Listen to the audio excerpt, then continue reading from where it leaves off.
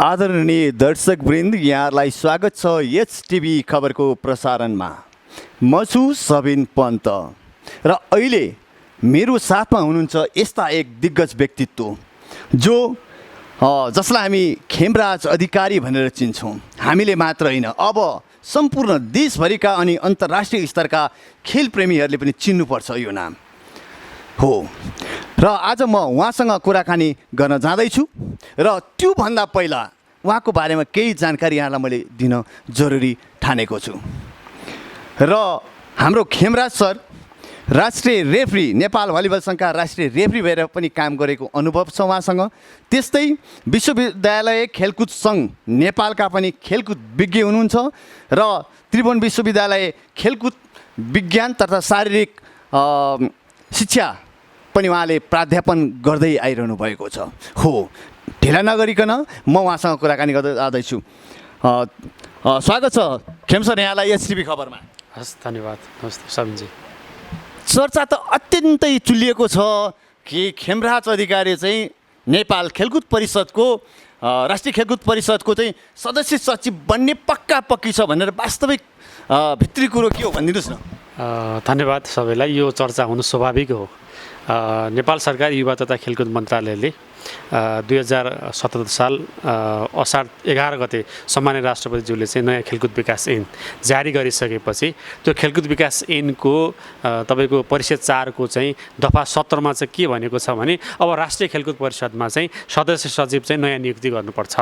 त्यो नयाँ नियुक्ति गर्दाखेरि चाहिँ सदस्य सचिवको चाहिँ त्यहाँ क्याटेगोरी छुट्याइएको छ।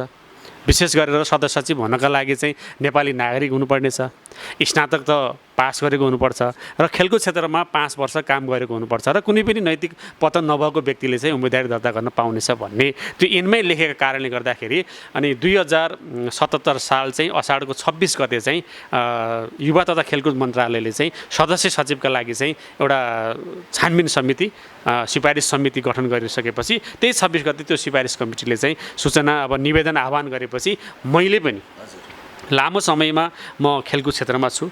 मेरो नसामा खेलकुद छ। मेरा तपाईँहरूले अध्ययन गर्ने हो भने मेरा सर्टिफिकेटहरू पनि सबै खेलकुदका छन्। त्यो भएका हिसाबले चाहिँ म खेलकुद क्षेत्रमा चाहिँ म योग्य उम्मेदवार हुँ, म गर्न सक्छु भन्ने हिसाबले चाहिँ मैले उम्मेदवारी दर्ता दिएको छु। त्यसमा हामी 27 जना साथीहरू छौँ। अनि भनिन्छ अहिले नेपालका धेरै जसो अब यसलाई पनि चाहिँ एउटा राजनैतिक नियुक्ति नै भनेर मानिन्छ भने धेरै ठाउँमा चाहिँ राजनैतिक नियुक्ति हुनको लागि राजनैतिक दाउपेच जानेको भनौँ, अझ विशेष गरेर पार्टी पङ्क्ति तहमा उच्च तहमा चाहिँ अलिकति भित्री रूपमा सम्बन्ध राख्नेहरूको मात्रै सफलता मिल्छ भन्छन्। यहाँको के छ त्यस्तो? अब यो तपाईँले भन्ने कुरा स्वाभाविक हो। हामी अब नेपालको यो पोलिटिकल सेक्टर नै यस्तो छ। अब कुनै न कुनै दलको चाहिँ सदस्यता हुनुपर्छ भन्ने हो एउटा भनाइ आम जनमानसमा। तर अब नयाँ खेलकुद ऐनमा चाहिँ के छ भने एउटा क्यापेबल व्यक्ति खेलकुद क्षेत्रमा लामो समयसम्म काम गरेको व्यक्तिलाई चाहिँ सदस्य सचिवको खुला आह्वान गरिसकेपछि, खुला निवेदन दरखास्त आह्वान गरिसकेपछि हामीले दरखास्त दिएका छौँ। अब पोलिटिकल हिसाबले तपाईँले भन्ने हो भने हामी पनि कुनै बेलामा राजनीति गरेका छौँ, अहिले पनि छौँ। मैले तपाईँको मिडिया मार्फत प्रश्न नभने पनि म कुनै न कुनै पार्टीसँग सम्बन्धित छु र भन्ने हो भने अहिले आशा राख्छु पनि त्यो ठाउँमा राम्रो काम गरेको पनि हो। अझ तपाईँलाई साँच्चै के भन्नुपर्छ, 2072-73 सालको चाहिँ यो गणतन्त्र ल्याउनेमा चाहिँ अब लोकतान्त्रिक गणतन्त्रको आन्दोलनमा अहम भूमिका गरेका थिएँ म विद्यार्थीको तर्फबाट पनि। त्यो भएको हिसाबले राजनीति हामीले पनि गरेका छौँ, अहिले पनि छु। तर अब तपाईँले भन्नुभयो अब यो सामान्य प्रधानमन्त्रीबाट अथवा कुनै व्यक्तिबाट चाहिँ नजिक हुनुपर्छ भन्ने कुरामा चाहिँ अब नजिक या टाढा, म एउटै कुरा तपाईँहरूको टेलिभिजन मार्फत के भन्न चाहन्छु भने म खेलकुद क्षेत्रको मान्छे हो। म त्रिभुवन विश्वविद्यालयमा खेलकुद सम्बन्धी खेलकुद विज्ञानदेखि लिएर अनि स्पोर्ट्स साइन्स फिजिकल एजुकेसन सबै अध्यापन गराउँछु। अहिले म विद्यावारिधि पिएचडीको विद्यार्थी पनि हो। मेरो पिएचडीको सोर्सेस भनेको राष्ट्रिय खेलकुद परिषदमा कार्यरत अथवा नेपालका राष्ट्रिय खेलाडीहरूको चाहिँ उनीहरूको चाहिँ एजुकेसन स्टाटस एन्ड इम्प्लोइमेन्ट, उनीहरूको शैक्षिक अवस्था के छ र त्यो शैक्षिक अवस्थाले चाहिँ उनीहरूको रोजगारीमा कस्तो असर गरेको छ भन्ने म शीर्षकमै विद्यावारिधि गर्दैछु भने म खेलकुद क्षेत्रमा अहिलेको राष्ट्रिय खेलकुद परिषदको सदस्य सचिवका लागि योग्य व्यक्ति हुँ। र मेरो भनाइ चाहिँ के छ भने होला हामी 27 जना मध्येमा मसँग उहाँहरू जस्तो पोलिटिकल पावर धेरै नहोला, धेरै पैसा नहोला, तर मसँग ब्रेन छ, क्षमता छ, म गर्न सक्छु। विशेष गरेर अझ भन्ने हो भने मैले अस्ति कार्यविधि चाहिँ त्यो समितिले मागेकोमा एउटा कार्यविधि चाहिँ मैले प्रस्तुत गरेको छु त्यो कार्यविधिमा एउटा मोडेल प्रस्तुत गरेको छु मैले। राष्ट्रिय खेलकुद परिषदलाई चाहिँ हामीले कसरी विकास गर्ने, लाई चाहिँ कसरी पहिलाको राष्ट्रिय खेलकुद परिषद भन्दा अब आउने राष्ट्रिय खेलकुद परिषदलाई कसरी परिमार्जित गर्नुपर्छ भनेर SWOT स्वेट म्यानेजमेन्ट मोडलमा चाहिँ मैले एउटा प्रस्तावना पेश गरेको छु। म तपाईँको टेलिभिजन मार्फत प्रष्ट पार्नुपर्छ। स्वेट म्यानेजमेन्ट मोडल भनेको के हो भने, एस भनेको चाहिँ तपाईँको स्ट्रेन्थ, पावर, स्ट्रङ पोइन्ट के हो त राष्ट्रिय खेलकुद परिषदसँग? स्ट्रङ पोइन्ट खेलाडी हो, अथवा प्राविधिक पक्ष हो, अथवा कोचेज हो, अथवा त्यहाँका प्रशासन हुन्, अथवा अझ भन्ने हो भने हाम्रो राष्ट्रिय खेलकुद परिषद स्ट्रङ हो। त्यसलाई पहिला फाइन्ड आउट गरौँ। त्यसपछि अपर्च्युनिटी के हो, ओमा जाउँ। अपर्च्युनिटी हाम्रो देशका लागि चाहिँ अहिले राष्ट्रिय खेलकुद परिषदमा काम गर्ने अथवा कर्मचारी भन्दा बाहेक राष्ट्रिय खेलकुद परिषद थिएका खेलाडीहरूको लागि अपर्च्युनिटी के सेक्टर हुन् त? किन हाम्रा खेलाडीहरू चाहिँ माथि आउँदैनन्? किन अन्तर्राष्ट्रिय जगतमा नेपालका खेलाडीहरूको छैन? त्यसैले अपर्च्युनिटी के छ भने राष्ट्रिय खेलकुद परिषदसम्म अहिले हामी 7वटा विकास यो हाम्रो चाहिँ प्रदेशमा छौँ। यो 7वटा प्रदेश मध्येमा चाहिँ विशेष गरेर कुन कुन प्रदेशमा चाहिँ हामीले हाई अल्टिच्युड ट्रेनिङ सेन्टर चलाउन सक्छौँ, हाम्रा खेलाडीहरूलाई चाहिँ एकदमै तालिम दिन सक्छौँ, उनीहरूलाई चाहिँ अझै अवसर दिएर राष्ट्रिय र अन्तर्राष्ट्रिय रूपमा चाहिँ एकदम क्यापेबल सक्षम बनाउन सक्छौँ। त्यो अपर्च्युनिटीको बाटो हेर्न जरुरी छ। अर्को चाहिँ तपाईँको चाहिँ विकनेस के हो? SWOT मा चाहिँ विकनेस, राष्ट्रिय खेलकुद परिषदको विकनेस, कमजोरी के हो त? किन राष्ट्रिय खेलकुद परिषद 2017 सालदेखि चाहिँ अहिले आएर चाहिँ झन्डै तपाईँको 50-60 वर्षसम्म यो राष्ट्रिय खेलकुद परिषद रन भइरहेको छ। 60 वर्षको इतिहास छ राष्ट्रिय खेलकुद परिषदको। त्यो इतिहाससँग राष्ट्रिय खेलकुद परिषद किन माथि उठेन त? यसका विकनेस के त? कमजोरी साँच्चै के यसका विकनेस कर्मचारी तन्त्र हो भने त्यसलाई पनि चाहिँ हामीले छिनोफानो गर्न जरुरी छ। अर्को चाहिँ खेलाडीहरूलाई दिने प्रशिक्षक हुनुपर्ने प्रशिक्षकलाई हामीले स्पोर्ट्स साइन्स, स्पोर्ट्स साइकोलोजीतिर लानुपर्छ। त्यसको चाहिँ विकनेस कमजोरी के हो? अथवा खेलाडीहरूले तालिम पाएनन्, तालिमका कबड हलका कुराहरू छन् भने ती तालिम सेन्टर र कबड हलका कुराहरूमा ल्याउँ। अर्को चाहिँ म आएँ थ्रेट, टी भनेको थ्रेट हो। थ्रेट के हो त? अब हामीलाई किन थ्रेट छ त? किन नेपालका खेलाडीहरू किन हार्छन्? त हामीलाई थ्रेट छ नि राष्ट्रियमा। तपाईँलाई 13औं साफ गेमको म एउटै इक्जाम्पल दिन्छु, अरू धेरै इक्जाम्पल त धेरै छन्। एउटा महिला भलिबलको फाइनल खेलको जब नेपाल गोल्ड मेडल ल्याउने अवस्थाबाट वञ्चित भएको छ, किनभने 2टा गेम नेपालले जितिसकेको र भारतलाई सोझो सेट 2टामा हराइसकेको र अन्तिम खेल नेपालले जित्नुपर्नेमा पनि लिड गर्दै गर्दाखेरि तपाईँको 15मा चाहिँ रोकेर भारतले जित्यो। किन? हाम्रो स्ट्राटेजी प्लान कमजोर छ। साइकोलोजिकल रूपमा हाम्रा खेलाडीले अरू खेलाडीलाई डोमिनेट गर्न सक्दैनन्। किन? हामीलाई चाहिँ के भइरहेछ भने हाम्रा खेलाडी खेल्छन्, तालिम लिएका छन्, तालिम पनि छन्, क्यापेबल पनि छन्, तर साइकोलोजिकल रूपमा विक छन् क्या।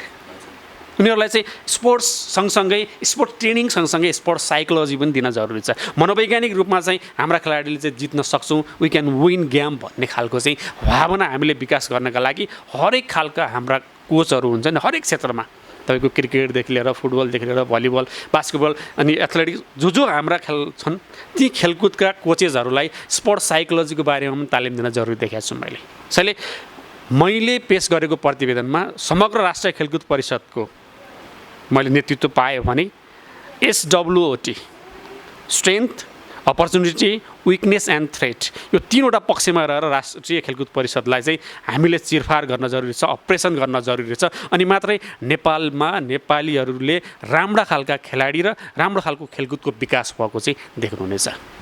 भनिन्छ खेम सर, जस्तो नेपालको हरेक क्षेत्र हेर्ने हो भने सामाजिक क्षेत्र हेरौँ, अब धेरै जसो सङ्घ संस्थाहरू हेरौँ, हरेक क्षेत्रमा के हुन्छ राजनीतिको कारणले गर्दाखेरि सङ्घ संस्था धरापमा छन्। अब खेल क्षेत्रमा पनि राजनीति हुन्छ, त्यो कारणले गर्दा एउटा सक्षम खेलाडीले खेल्न पाइरहेको छैन, अपर्च्युनिटी पाइरहेको छैन भन्ने चाहिँ भनाइ छ र त्यो देखिएको पनि छ, त्यो तथ्य देखिएको पनि छ।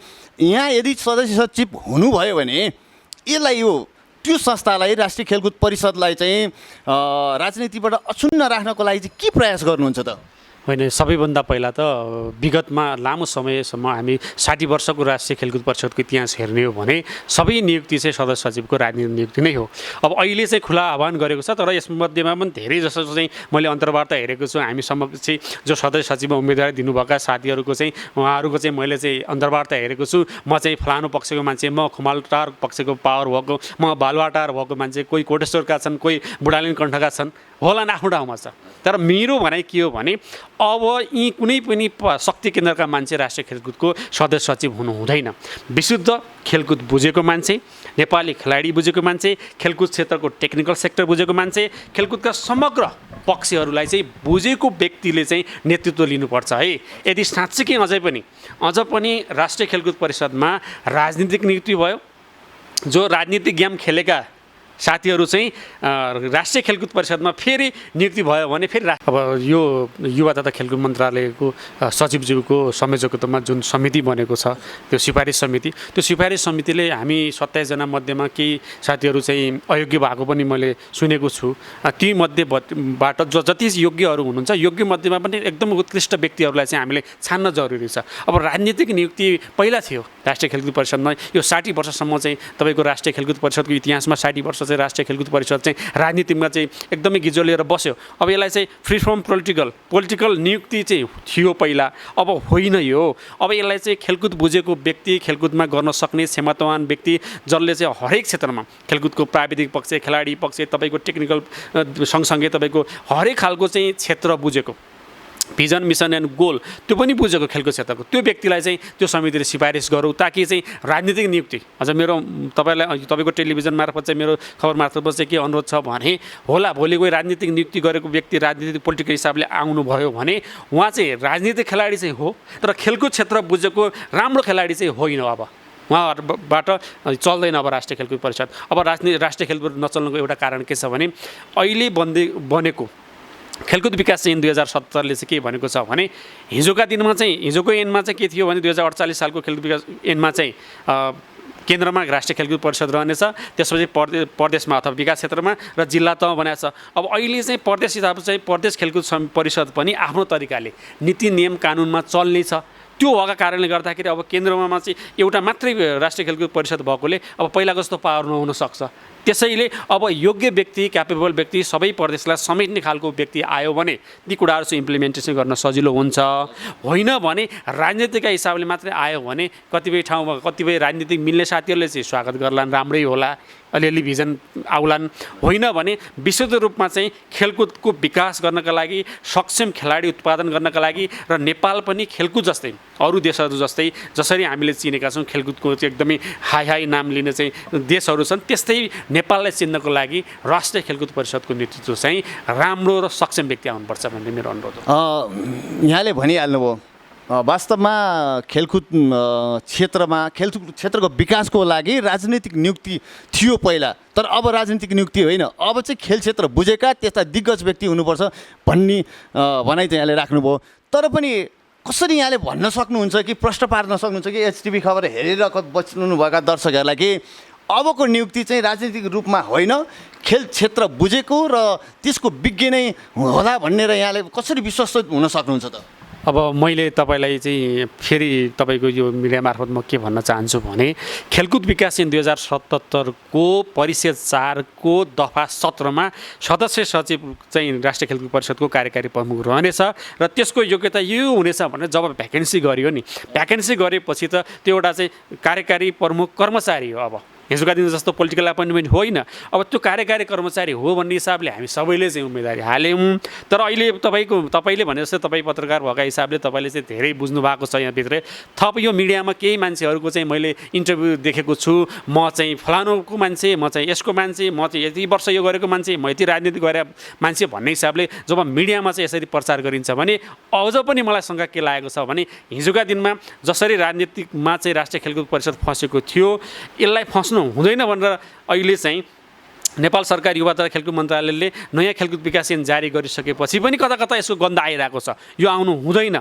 यो समग्र म खेलप्रेमी र दर्शक महानुभावहरूलाई, नेपाली 3 करोड नेपाली जनताहरूलाई के अनुरोध गर्न चाहन्छु भने साँच्चै होला भोलि यो प्रधानमन्त्रीले मन्त्री परिषदबाट तपाईँको चाहिँ नियुक्ति गर्ने पोस्ट हो एउटैमा, तर प्रधानमन्त्री कुनै पार्टीको चाहिँ होइनन्, प्रधानमन्त्री चाहिँ 3 करोड नेपाली जनताका चाहस्ताका केन्द्र हुन्। त्यो भएका हिसाबले अब प्रधानमन्त्रीले पनि सक्षम व्यक्ति जो प्रधानमन्त्रीज्यूको किचन क्याबिनेटभित्र छिर्ने ती व्यक्तिभन्दा बाहेक जसको पोस्ट नभएको तर खेलकुद क्षेत्रमा राम्रो दक्ष राख्ने, बनाउन सक्ने, खेलकुदलाई बनाउन सक्ने र अगाडि 1 स्टेप अहेड लिन सक्ने तपाईँको व्यक्तिलाई चाहिँ राष्ट्रिय खेलकुद परिषदको सदस्य सचिव नियुक्ति गर्नुहुनेछ भन्ने मेरो अनुरोध पनि हो।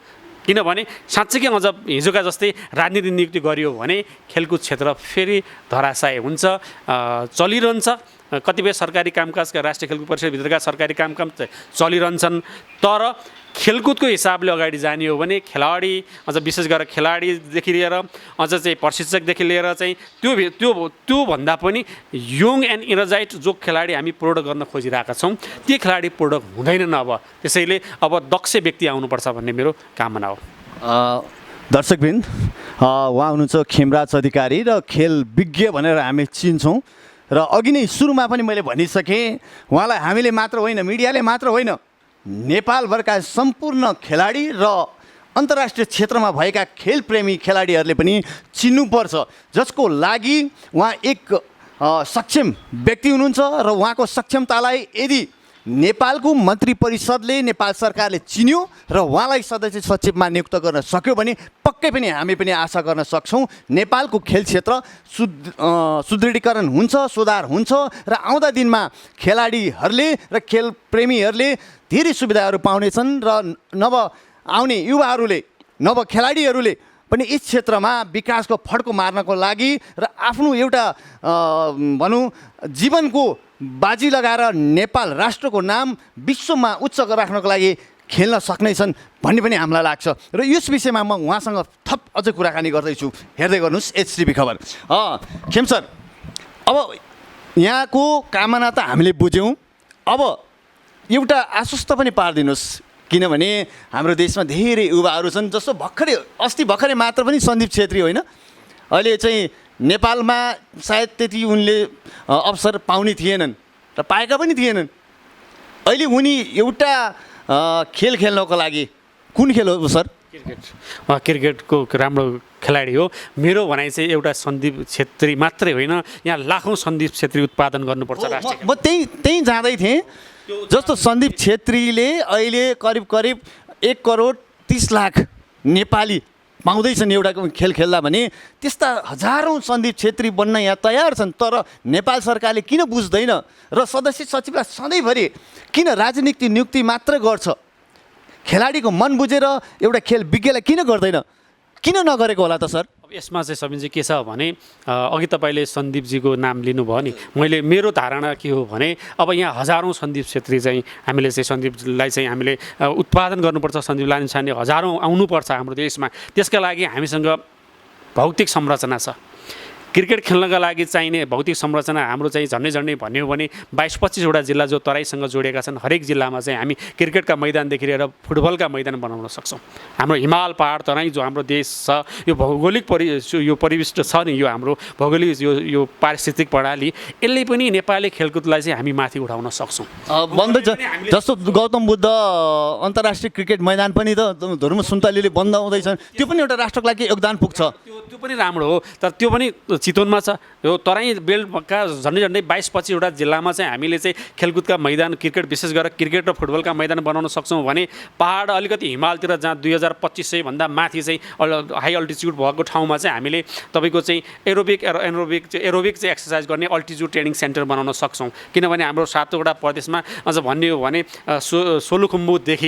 सोलुखुम्बुदेखि लिएर दार्चुल्लासम्म तपाईँको जाने हो भने यो 2500 भन्दा माथि फिट भएका चाहिँ पहाडहरू धेरै छन्। यहाँ चाहिँ हामीले हाई अल्टिच्युड ट्रेनिङ सेन्टर चाहिँ सञ्चालन गरेर विदेशीहरूका जो खेलाडीहरू छन् ती खेलाडीलाई ट्रेनिङ सेन्टर बनाउन सक्छौँ। हामीसँग क्यापेबल राम्रो खालको भिजन भएको व्यक्ति आउने हो भने त्यो तालिम सेन्टर बनाएर हामी पर्यटन पनि भित्याउन सक्छौँ, आर्थिक उन्नति पनि गर्न सक्छौँ, खेलकुदको विकास पनि गर्न सक्छौँ यो क्षेत्रले। त्यसैले अब आउने सदस्य सचिव जो आओस् होइन, म हुनुपर्छ भन्ने छैन, तर भिजन भएको व्यक्तिलाई चाहिँ सदस्य सचिव नियुक्ति हुनुपर्छ र त्यसले समग्र खेलकुद क्षेत्रको विकास गर्नुपर्छ। 7वटा प्रदेशलाई हामीले त्यहाँका स्पोर्ट्स जोन कहाँ हुन सक्छन् त? स्पोर्ट्स जोन विशेष गरेर ट्रेनिङ सेन्टर कहाँ आउन सक्छन्? जस्तै सुदूरपश्चिम प्रदेशमा हामीले हाई अल्टिच्युड ट्रेनिङ सेन्टर सञ्चालन गऱ्यौँ भने नजिकको भारतसँग अथवा चाइनासँग, अथवा 1 नम्बर प्रदेशमा हामीले सञ्चालन गऱ्यौँ भने केरुङतिर गऱ्यौँ भने, अथवा यता सिन्धुपाल्चोकतिर हाई अल्टिच्युड ट्रेनिङ सेन्टर गर्न सक्यौँ भने एसियन कन्ट्रीभित्रका चाहिँ खेलाडीहरू चाहिँ कहाँ आउन सक्छन्? साउथ एसियन गेम खेल्ने खेलाडीहरूलाई चाहिँ हामी तालिम दिन पनि सक्छौँ। यहाँ हामी तालिम सेन्टरको रूपमा हामीले भाडामा दिएर त्यहाँबाट आर्थिक उन्नति पनि गर्न सक्छौँ र प्लस त्योभन्दा पनि ठुलो हाम्रा खेलाडी जो नेपालको मैदानमा होम ग्राउन्डमा खेलेका खेलाडीलाई पनि हामीले त्यस्तो ठाउँमा लिएर तालिम सञ्चालन गरेर उनीहरूको चाहिँ इनर्जेटिक पावर र स्पोर्ट्स स्टामिना चाहिँ विशेष गरेर स्पोर्ट स्टामिना चाहिँ हामीले डेभलप गरेर चाहिँ अगाडि बढ्न सक्छौँ। र मेरो अनुरोध के हो भने अब खेलाडीहरूको स्पोर्ट स्टामिना मात्रै डेभलप होइन, स्पोर्ट स्टामिना प्लस स्ट्राटेजी मात्रै गरायौँ भने इट इज इक्वल टु चाहिँ गेम विन हुन्छ। Sport stamina plus strategy is equal to win. यो भिजनमा अनि खेलाडीहरूले बाँच्ने एउटा चाहिँ भनौँ न आर्थिक रूपमा सबल हुने पनि त त्यो पनि हुनुपर्छ होला नि त। तपाईँले खेलाडीको आर्थिकमा चाहिँ मेरो दृष्टिकोण अलिकति फरक छ। किन फरक छ भने नेपालको खेलकुद क्षेत्र थेगेको भनेको विभागीय टोलीले छ। अहिले विभागीय टोली नेपाली सेना, नेपाल प्रहरी र सशस्त्र प्रहरी, यो तीनवटा विभागीय टोलीबाटै खेलकुद क्षेत्रमा आउने हुन् खेलाडी। विशेष गरेर उहाँहरू चाहिँ जागिर पनि हुनुहुन्छ। नेपाली सेना, नेपाल प्रहरी र सशस्त्र प्रहरीको चाहिँ एकाडेमिक सेक्टर पनि छ, तालिम हल पनि छ, कभर हल पनि छ। उहाँहरू तिनैसँग तालिम लिएको छ र मासिक तलब पनि खानुहुन्छ। उहाँहरूले चाहिँ आफ्ना खेलाडीलाई दिनुहुन्छ। तर एउटा विभागीय खेलाडी र एउटा सिटिजन नेपाली नागरिकको छोरा अथवा छोरीले त्यो जो मासिक 30,000 35,000 खानेसँग कसरी कम्पिटिसन गर्न सक्छ, जसको फ्यामिलीको इन्भेस्टमेन्ट नै छैन, लगानी छैन। हामी चाहिँ अझ भन्ने हो भने तपाईँको चाहिँ छोराछोरीको बर्थडेमा चाहिँ अनि यसो जाँदा कि पेन्सिल किनिदिउँला कि पेन किनौँला होइन, कि ड्रेस ल्याइदिन्छौँ। तर कहिले हामीले मूल्याङ्कन गरिरहेको छौँ नेपालको खेलकुद क्षेत्र किन माथि उठ्दैन भने हामीले बर्थडे अथवा पार्टीमा गिफ्ट दिँदाखेरि कहिले हामीले आफ्ना छोराछोरीलाई बलहरू, ब्याटहरू, जर्सीहरू, स्पोर्ट्सका सामग्री हामीले बर्थडे गिफ्ट गरेका छौँ छैन नि। हो त्यहीबाट थाहा हुन्छ कि हाम्रो मानसिकता खेलकुदप्रति कति छ भन्ने हिसाबले हो। अब हाम्रा छोराछोरी जो बालबालिका छन् ती भोलिका चाहिँ खेलाडी हुन्, तिनीहरूलाई चाहिँ हामीले इन्भेस्टमेन्ट गर्न जरुरी छ, लगानी गर्न जरुरी छ। तपाईँले अघि भन्नुभयो नि नेपाली खेलाडीहरू चाहिँ कसरी बाँचेको छ। नेपाली खेलाडीहरूको चाहिँ आर्थिक स्तर न्यून छ। मध्यम वर्ग नेपालीका छोराछोरी चाहिँ अब विभागीय टोलीसँग चाहिँ एकदम कम्पिटिसन गर्नुपर्छ, जससँग सुविधा सम्पन्न तालिम हल छन्। त्यो भएका हिसाबले केही नेपाली सिटिजन, सामान्य नेपाली खेलाडी चाहिँ माथिल्लो तहमा आउन सकेका छैन। त्यसैले त्यसका लागि पनि सरकारले यो राष्ट्रिय खेलकुद परिषदमा जो सदस्य सचिव आउनुहुन्छ र उहाँले चाहिँ उहाँसँग त्यो भिजन हुनुपर्छ। त्यो भिजन के हो भने अब सिटिजनलाई पनि माथि उठाउन सकिन्छ है। अब विभागीय टोलीले मात्रै नेपालको खेलकुद थान्दैन है। अब राष्ट्रिय खेलकुद परिषद चाहिँ सेना, प्रहरी र सशस्त्रले मात्रै थेक्दैन, जनरल व्यक्ति पनि आउनुपर्छ है। जनरल व्यक्तिमा चाहिँ धेरै ठुलो लगानी हुनुपर्छ अब भन्ने हिसाबले कभर हल बनाउने, तालिम सेन्टर बनाउने, खेलाडीलाई सेवा सुविधा दिने खालको चाहिँ कम्तीमा खेलाडीलाई चाहिँ डाइट खुवाउने खालको चाहिँ वातावरण पनि छैन अहिले।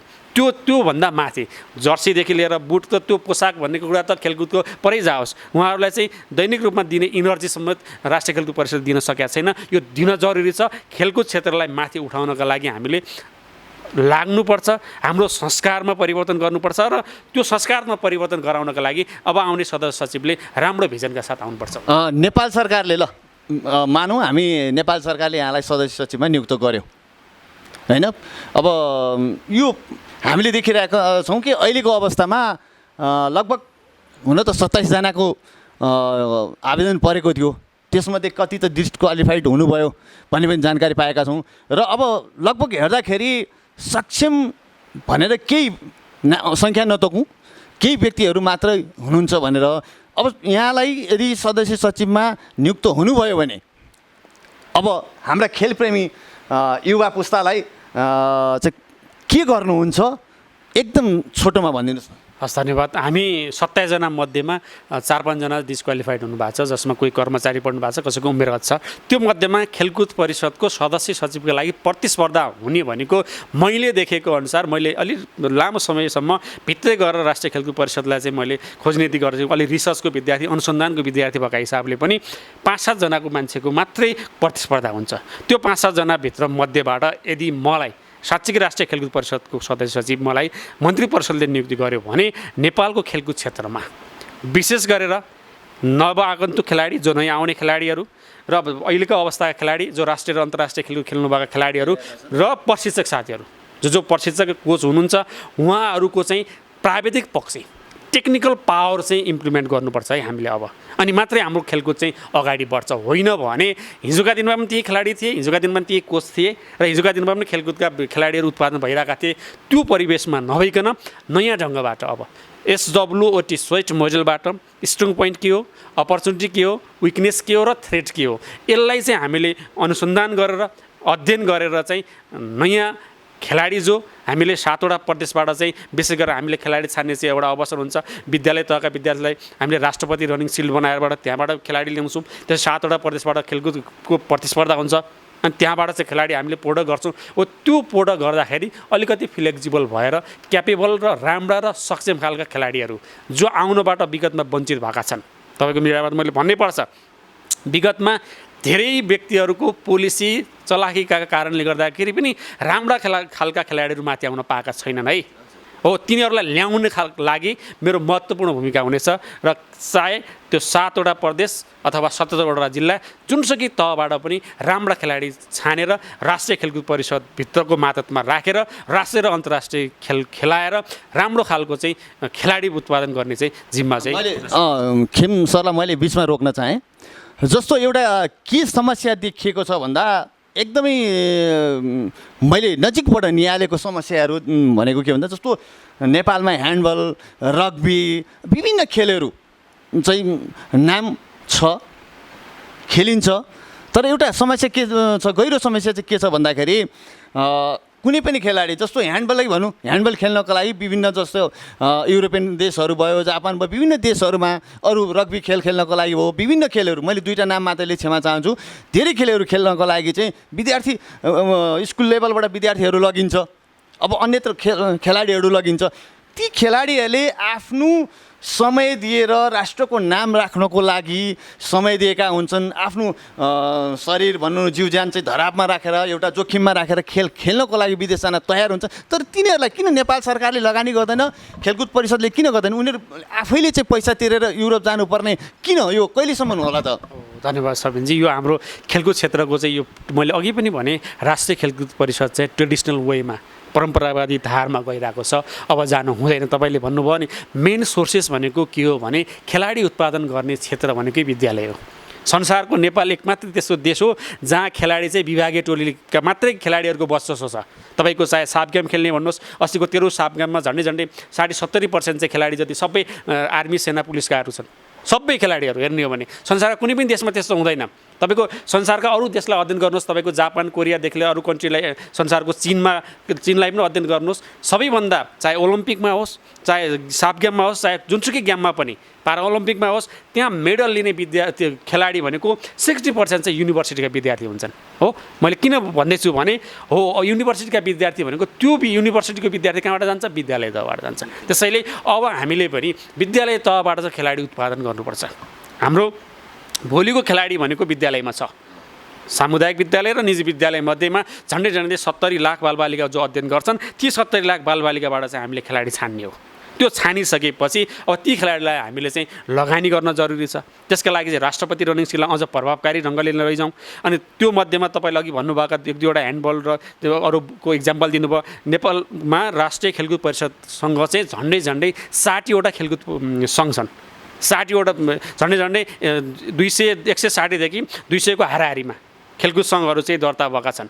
ती सबै खेलकुद सङ्घहरू, मेरो अनुरोध के हो भने जो खेलकुद सङ्घले राम्रो काम गर्छन् र खेलकुदलाई राम्रो विकास गरेको छ तिनीहरूलाई चाहिँ कन्टिन्यू गरौँ। जो छैनन् भने नेता बन्नका लागि, कसैलाई अध्यक्ष बन्नका लागि, कसैलाई महासचिव बन्नका लागि चाहिँ मात्रै दर्ता गरेका खेलकुद सङ्घ छन् भने त्यसलाई डिजर्भ गरौँ। अब एक्सन ओरिएन्टेड जाऊँ। जो खेल चाहिँ गति लिएको छ, अगाडि बढेका छन्, तिनीहरूलाई लैजाउँ। होइन भने तिनीहरूलाई डिजर्भ गरौँ। किन नेता बनाएर राख्ने? अनि त्यो विकास त्यो बजेट चाहिँ अन्त लगाऊँ। खेलकुद सङ्घलाई दिने बजेट जो खालका चाहिँ भ्याकुम खालका चाहिँ खेलकुद सङ्घहरू छन्, त्यो त्यहाँको बजेट चाहिँ खेलाडीमा लगाऊँ। भनेपछि यहाँ यदि सदस्य सचिव बन्नुभयो भनेदेखि ती विद्यार्थीहरू जुन खेल खेल्नको लागि आफ्नो देशभन्दा बाहिर खेल खेल्नको लागि जान्छन्, उनीहरूले आफ्नो व्यक्तिगत पैसा हाल्नु पर्दैन, त्यसलाई सरकारको जिम्मेवारी हुन्छ नि त वास्तवमा राष्ट्रको नामको लागि त्यो सरकारले लिन्छ भनेर भन्नुहुन्छ किनभने नेपालबाट चाहे त्यो विद्यालयबाट जाओस् चाहे कलेजबाट जाओस् चाहे कुनै एउटा होटल व्यवसायले लियोस् चाहे कुनै बिजनेसम्यानले लगोस् होइन कुनै अथवा महिला समूहबाट जाओस् चाहे कुनै पुरुष समूहबाट जाओस् युवा क्लबबाट जाओस् हाम्रो देशबाट बाहिर गइसकेपछि त्यसले हाम्रो देशको लोगो लगाएको चाहिँ जर्सीबाट खेल्छ गेमले खेल्छ भने त्यो राष्ट्रको खेलाडी हुन्छ उसले लाउने भनेको लोगो त नेपालकै झन्डा हो नेपालकै झन्डा भएको लोगो लाउने हो भने राष्ट्रिय खेलकुद परिषदले त्यसलाई कन्ट्रिब्युसन गर्न जरुरी छ अब त्यो कन्ट्रिब्युट गर्नुपर्छ त्यसलाई खोजनीति गर्नुपर्छ कस्तो खालको खेल हो खेलको प्रवृत्ति हेरेर खेलाडी हेरेर र कतिपय चाहिँ खेलाडीहरू चाहिँ तपाईँको मिडिया मार्फतमा भनौँ कतिपय चाहिँ खेलकुदका नाममा जाने बाहिर जाने त्यही बस्ने पनि परम्परा छ त्यो नभइकन साँच्चैकै खेल खेल्न गएका छन् खेलाडी छन् भने त्यो टिम कोच र खेलाडी र उनीहरूको क्यापेबल क्षमता र खेलकुद सङ्घको अवस्था के छ त्यसलाई हेरेर चाहिँ राष्ट्रिय खेलकुद परिषदले धेरैभन्दा धेरै कन्ट्रिब्युट गरेर खेलाडीलाई विदेश पठाउनुपर्छ किन पठाउनुपर्छ भने हाम्रो देशको लोगो भएको जर्सी लगाएर उनीहरूले ग्राउन्डमा उत्रेका हुन्छन् यो राष्ट्रको इज्जतको कुरा पनि छ पहिचानको कुरा पनि छ यहाँ सदस्य सचिव हुनु भने गर्नुहुन्छ मलाई सदस्य सचिव नियुक्ति गर्यो भने म नेपालको खेलकुद क्षेत्रमा ड्रास्टिक चेन्ज ल्याउने अभियानमा म लाग्छु धन्यवाद खेमजी दर्शकबिन उहाँ हुनुहुन्थ्यो खेमराज अधिकारी मिठो कुराकानी भयो उहाँसँग र उहाँले खेल क्षेत्रमा भएका विकृति विसङ्गतिहरूलाई चिराफारा गर्दै अब आउँदा दिनहरूमा फरक किसिमले नवआगन्तुक खेलाडीहरू चाहे विद्यालय तहका हुन् अथवा कलेज तहका हुन् सम्पूर्ण नेपाली खेलाडीहरूलाई जसले नेपालको लोगो लगाएर विदेशमा गएर खेल खेल्छन् उनीहरूले आफ्नो व्यक्तिगत पैसा हाल्नु पर्दैन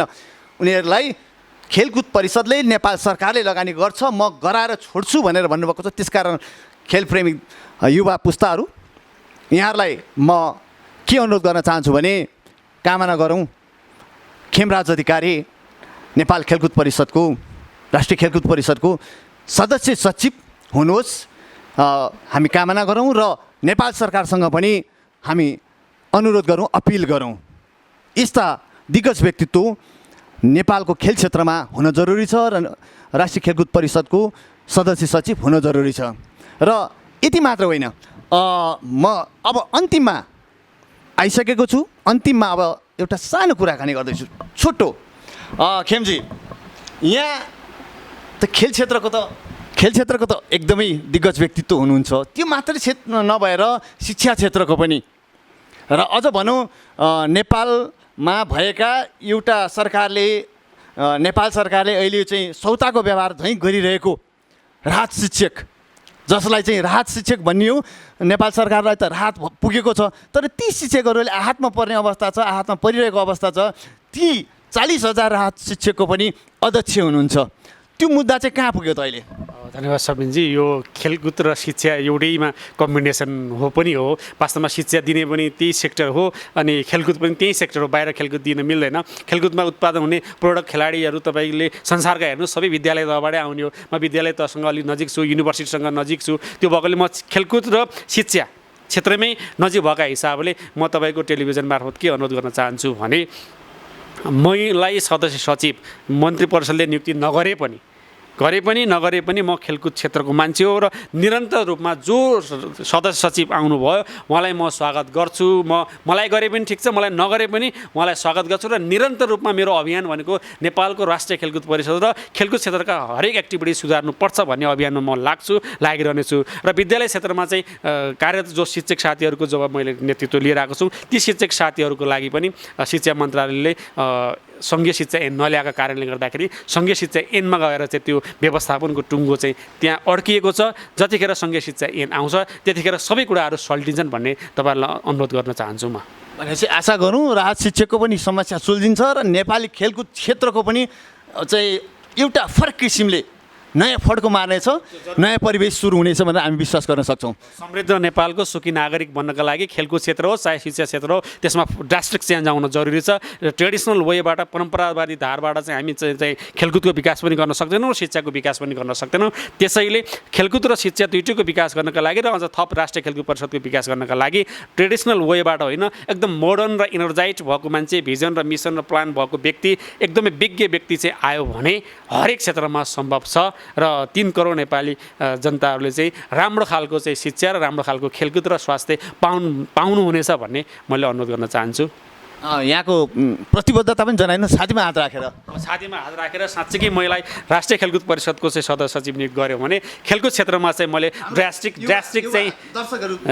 चेन्ज चाहिँ राष्ट्रिय खेलकुद परिषदलाई विगतमा जसरी 60 वर्ष भयो राष्ट्रिय खेलकुद परिषद रन भएको एकदम भ्याकुमको अवस्थामा अबको राष्ट्रिय खेलकुद परिषद चाहिँ ड्रास्टिक चेन्ज एकदमै अगाडि जानुपर्छ। भिजन मिसन र गोललाई प्लान एक्सन ओरिएन्टेड हरेक क्षेत्र अझ भनियो भने नयाँ नयाँ ट्रेनिङ सेन्टर र नयाँ नयाँ युथहरूलाई चाहिँ हामीले माथि ल्याउने खालको चाहिँ प्लान बनाएर चाहिँ राष्ट्रिय खेलकुद परिषद अगाडि बढ्नुपर्छ र शैक्षिक क्षेत्र पनि नयाँ नयाँ भिजन र प्लानसहित अगाडि बढ्नुपर्छ भन्ने प्रतिज्ञा गर्दै मलाई यो टेलिभिजनबाट आफ्ना कुराहरू व्यक्तिगत कुराहरू र राष्ट्रिय खेलकुद सम्बन्धीका परिषद सम्बन्धीका धारणाहरू राखिदिनु भएकोमा म सबिनजीलाई धेरै धेरै धन्यवाद दिँदै र मेरो अन्तर्वार्ता हेर्नुभएका सबै दर्शकहरूलाई म हार्दिक नमस्कार व्यक्त गर्न चाहन्छु।